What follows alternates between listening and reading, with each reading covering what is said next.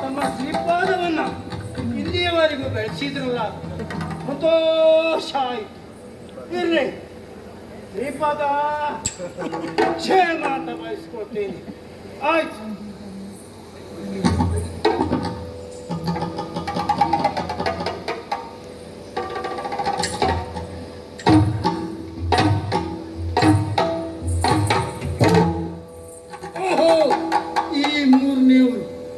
ಸ್ವಾಮಿ ನಮಸ್ಕಾರ. ನಾರಾಯಣ ಸ್ವಾಮಿ ಸ್ವಾಮಿ ನಾರಾಯಣ ನಮಸ್ಕಾರ. ಇರಲಿ, ತಮ್ಮ ವಿಚಾರವಾಗಿ ಬಿಡಿ, ನಾವು ಕ್ಷೇಮಿಗಳು ಅಂತಾಯ್ತು.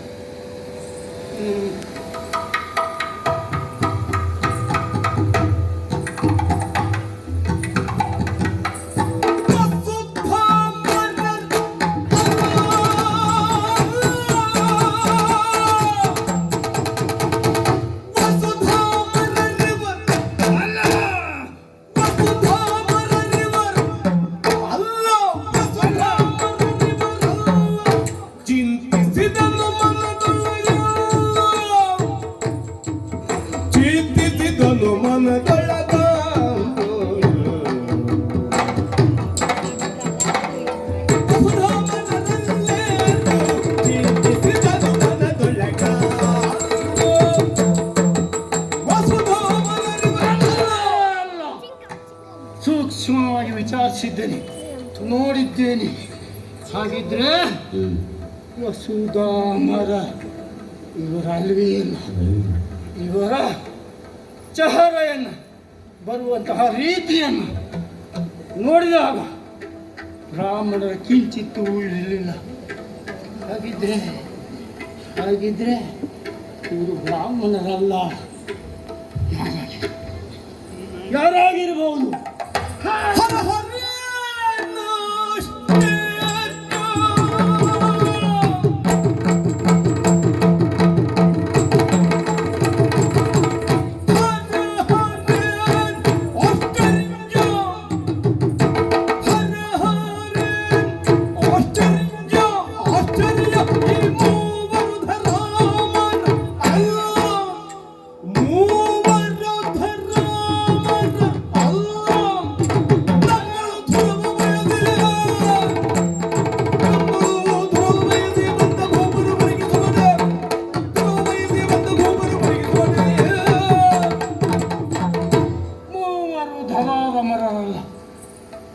ಯಾರೋ ಸಕಲವನ್ನು ಪರೀಕ್ಷಿಸಿದ್ದೇನೆ.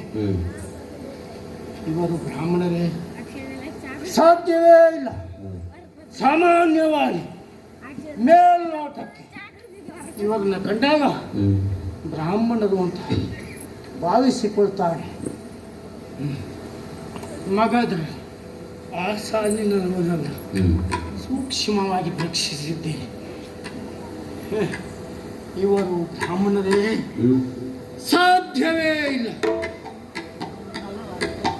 ಮೂವರು ಅಪರದ್ವಾರದಿಂದ ಪ್ರವೇಶವನ್ನು ಮಾಡಿದ್ದಾರೆ. ಯಾರು ಹಿಂಬಾಲಿಂದ ಬರ್ತಾರೋ ಆ ಮನೆಯ ಕ್ಷೇಮವನ್ನು ಬಯಸುವಂಥವರಲ್ಲ. ಅಪರದ್ವಾರ ಪ್ರವೇಶ ಆ ಮನೆಯನ್ನು ಹಾಳುಗೆಡುವುದಕ್ಕಾಗಿ ಇದ್ದದ್ದು.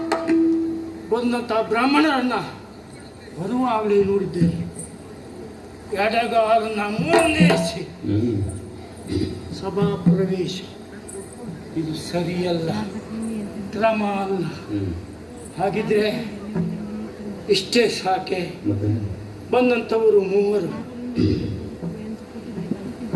ಒಬ್ಬರು ಬ್ರಾಹ್ಮಣರು ಬರ್ತಾರೆ, ಅದು ಕ್ಷೇಮ ಅಲ್ಲ. ಮನೆಯಿಂದ ಹೊರಬಿದ್ದ ಕ್ಷಣ ಒಂಟಿ ಬ್ರಾಹ್ಮಣರ ದರ್ಶನ, ಅದು ಸಲ್ಲ. ಇಬ್ಬರು ಬ್ರಾಹ್ಮಣರು ಬಂದರೆ ನಮೋ ನಮಃ, ಶುಭ ಸೂಚನೆ. ಮೂವರು ಬ್ರಾಹ್ಮಣರು ಬರುವುದಲ್ಲಿ ಅಪರ ಕರ್ಮಕ್ಕೆ, ಶ್ರಾದ್ದದ ಮನೆಗೆ. ಅಂದರೆ ನನ್ನ ಶ್ರಾದ್ದವನ್ನು ಬಯಸಿ ಬಂದವರೇ ಇರ್ಲಿಕ್ಕೂ ಸಾಕು, ಇಲ್ಲದೇ ಇರಲಿಕ್ಕೂ ಬಹುದು. ಇಷ್ಟು ಸಾಕಾಗಲಿಕ್ಕಿಲ್ಲ. ಹೇಳಿದ್ದೇನೆ, ಹೊಂದುವಂತಹ ಬ್ರಾಹ್ಮಣರು ಅವರ ಆಶೀರ್ವಾದ ನನಗೆ ಇವತ್ತು ಬೇಕೇ ಬೇಕು. ಬ್ರಾಹ್ಮಣರನ್ನ ಮುಕ್ತ ದ್ವಾರ ಪ್ರವೇಶ ಬರುವಂತಹ ಬ್ರಾಹ್ಮಣನ ಪರೀಕ್ಷಿಸಬಾರದು. ನೇರವಾಗಿ ಸಭಾಮಂಟಪಕ್ಕೆ ಬರಬೇಕು. ಎಲ್ಲಿಂದ? ಮುಂಭಾಗಿಲಿಂದ ಬರ್ತಾ ಇದ್ದಾರೆ, ಬಂದಿದ್ದಾರೆ, ಆಶೀರ್ವದಿಸ್ತಾ ಇದ್ದಾರೆ. ಆದರೆ ಇವರು ಬಂದದ್ದು ಎಲ್ಲಿ? ಅಪರದ್ವಾರ ಪ್ರವೇಶ. ಅದು ಸಲ್ಲ, ಲಕ್ಷ್ಯ ಇರಬೇಕು ಎಲ್ಲಿಂದ ಬಂದದ್ದು ಅಂತ. ಇವರು ಬಂದದ್ದು ಎಲ್ಲಿಂದ? ಅಪರದ್ವಾರದಿಂದ. ಬಂದವರು 3 ಜನ ಎಡಗಾಲನ್ನು ಮುಂದಿರಿಸಿದ್ದಾರೆ. ನಮಸ್ಕರಿಸುವ ಮೊದಲೇ ತೋರಿಸ್ತಾ ಇದ್ದಾರೆ ಮೇಲಿನ ಲೋಕವನ್ನ.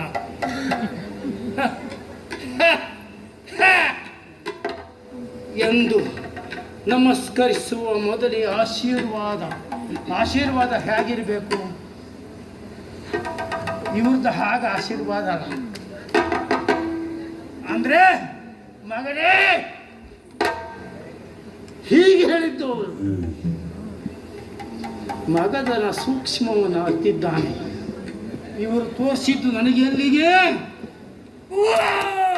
ಅಲ್ಲಿಗೆ. ಹಾಗಿದ್ರೆ ಇವರು ಬ್ರಾಹ್ಮಣರಲ್ಲ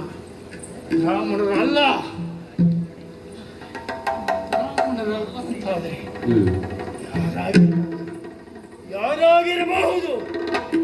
ಪ್ರಪಂಚದಲ್ಲಿ ಅನೇಕ ಸಲ ಭೂಪ್ರದಕ್ಷಿಣೆಯನ್ನು ಮಾಡಿದಂಥವನು ನಾನು. ಮಗದ ಸಾಮಾನ್ಯನೇ. ಅನೇಕ ಲೋಕವನ್ನು ಸುತ್ತಿ